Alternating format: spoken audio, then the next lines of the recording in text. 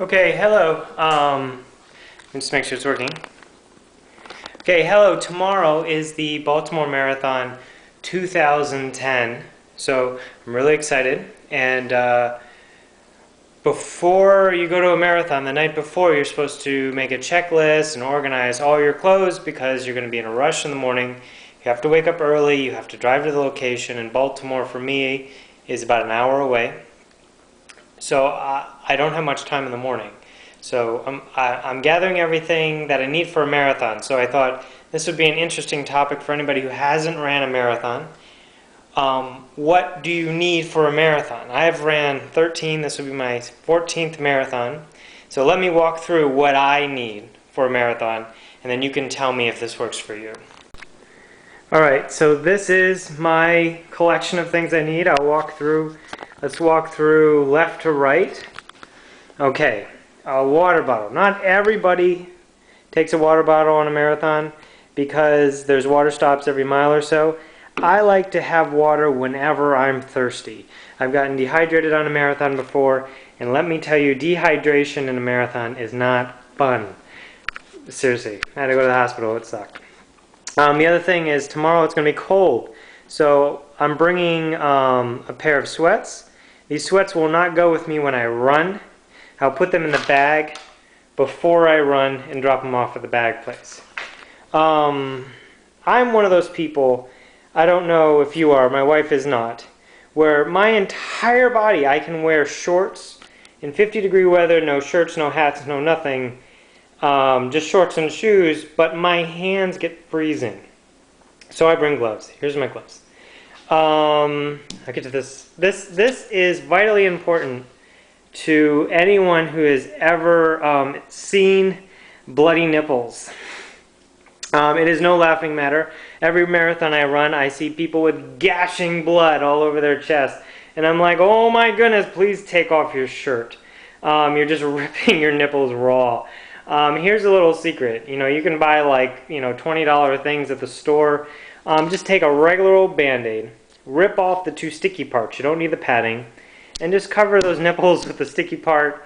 It's like an extra pair of skin. It protects your nipples, and believe me, that can hurt more than your legs or anything else in the marathon. I like to bag my phone, some money, my driver's license, and credit card.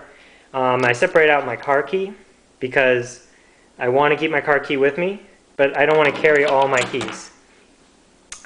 This one is also vitally important. This is like a, I don't know, some kind of slicky, gooey stuff that you put on your body to prevent chafing. Again, chafing is your #1 enemy, other than the actual run. Some people chafe. Wherever skin touches skin, after 26 miles will hurt. So use that on anything that rubs. Sometimes I put it on my feet even because it pushes water away, and if it rains outside or you sweat, you get a lot of water, moisture in your shoe, and it becomes unpleasant after 26 miles. Okay, we have shorts, duh. We have nutrition. I like to eat one 30 minutes before I run, one before 2 hours into the run, and one whenever I want to, so maybe after the run or before, if I start getting hungry after mile 20. Here's a jacket. Again, it's going to be cold tomorrow. I hate being cold before I run. It's just painful. But I'm not going to wear that when I run. That's going to go in a bag. This is a container. I don't know if you can see it. It's a belt that fits around your waist. And this little area here, it's probably hard to see, this expands and you can put food in it. You can put your phone in it. It just goes around your waist. It's like a fanny belt or whatever. Socks. I like thick socks. Why? Well, actually, I have a reason. When you're running, you can get pebbles in your shoe. I don't know how pebbles get into the shoe. I would love to know the physics of how a pebble gets into your shoe. But they get into my shoe. And when they get into your shoe, they can cut you up royal. Thicker socks for me protects me. Here's your racing bib. If you don't have this, you're not going to get a time. They might yell at you, and wear your bib. And here's the safety pins. This, for anybody who doesn't run marathons, marathons today, because not everybody can run a marathon and the marathon still wants to make money, during a marathon you can run a half marathon, the full marathon, or a relay, which means you run maybe 6 miles or so. This helps them know what you're doing. You know, for those who run half marathons, you know, that's great, good for your health. You know, 6 miles, it's good for your health. But, yeah, you become a real man when you do a marathon. Okay, this is one that I don't think everybody knows, but this is also vitally important. The trash bag.